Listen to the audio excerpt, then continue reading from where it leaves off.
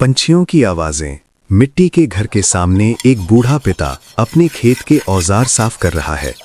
3 बेटे उसके पास बैठे हैं, कमजोर पर मेहनती। जिस लगन से तुम ये काम सीख रहे हो वो देखकर खुशी होती है। हमेशा याद रखना, औजार ही किसान का सच्चा साथी होता है। बेटा, हमारे पास पैसा नहीं है, पर हमारी मेहनत और ईमानदारी ही सबसे बड़ी पूंजी है।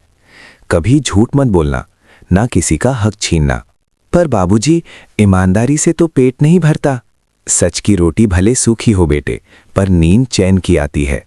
कुछ महीने बाद गांव में अकाल पड़ गया। खेत सूख गए। तीनों बेटे परेशान हैं कि घर में अनाज नहीं बचा। रात का समय, पिता गांव की चौपाल के पास बैठे हैं।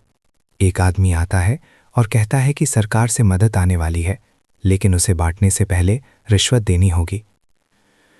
भाई, मैं गरीब हूं, पर मेरे पास आत्मसम्मान है, मैं रिश्वत नहीं दूंगा। वो आदमी चला जाता है। पिता आसमान की ओर देखते हैं।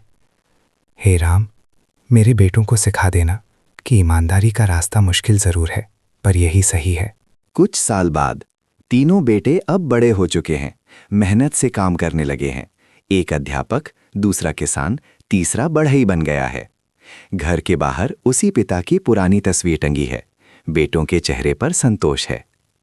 बड़ा बेटा, बाबूजी कहते थे, सच्चाई मत छोड़ना।